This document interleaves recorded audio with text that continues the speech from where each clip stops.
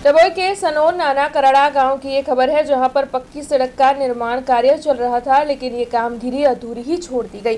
दरअसल वहां पर जो प्रोटेक्शन दीवार बनाई गई थी वो ढुल गई है। इसी के साथ सड़क बनवाने के कार्य में जो गुणवत्ता नजर आ रही है वो भी कई सवाल उठा रही है। जितनी भी सड़क बनी है उसमें भी गड्ढे पड़ गए हैं और कामगिरी तो अभी भी अधूरी ही है। ऐसे में इस मामले में मार्ग और मकान विभाग की लापरवाही और साथ ही कॉन्ट्रैक्टर की ओर से भ्रष्टाचार किया गया होने के आरोप स्थानीयों की ओर से लगाए जा रहे हैं। तब आपको बता दें कि आज़ादी के कई सालों के बाद आखिरकार यहां पर पक्की सड़क का निर्माण कार्य होने जा रहा था, लेकिन ये जो पक्की सड़क यहां पर बनने वाली थी उसका काम अधूरा रह गया है। तब इस मामले में अधिकारी और कॉन्ट्रैक्टर की मिलीभगत को लेकर अब लोग जो है आरोप लगाते हुए रोष जता रहे हैं और जल्द से जल्द इस मामले में प्रशासन सूद ले, ऐसी मांग भी उठा रहे हैं। साहब, मारो तो तमारा माध्यमथी जे ते अधिकारीने एक ज वस्तु कहेवा मांगीश कि जे ते समय જ્યારે આ રોડનું કામ ચાલુ થયું છતાં જ્યારે પ્રોટેક્શન દિવાલનું કામ ચાલુ થયું, બાજુમાં ખેતર મારું છે, એમાં પ્રોટેક્શન દિવાલનું જે કામ ચાલુ કર્યું જે તે ટાઈમે મેં એમને જણાવ્યું હતું કે તમે અહીંથી ના તોડશો, મારા ખેતરનું ધોવાણ થશે,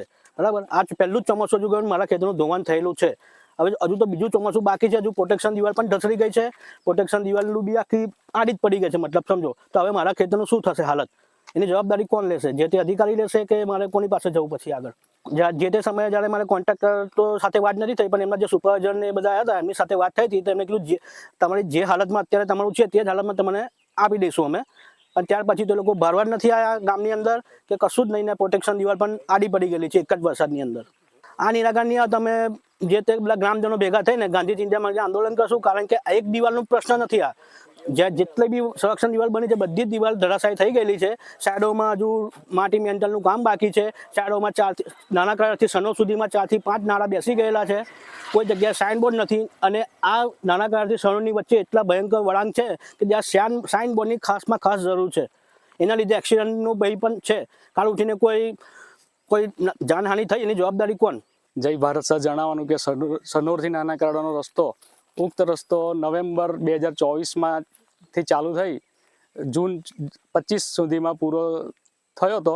એમાં ખાલી કાર્પેટિંગ જ કર્યું છે, સાઇડ શોલ્ડરિંગ, સાઇનબોર્ડ એ વગેરે બધી જ વસ્તુઓ બાકી રાખી અને જે પ્રોટેક્શન દિવાલ છે એ બનાવવામાં આવેલ છે, પણ એ બધી પહેલા જ વરસાદમાં ધોવાઈ ગઈ છે। એનાથી બાજુના ખેતરમાં ધોવાણ થાય છે અને અકસ્માત થવાનો ભય છે।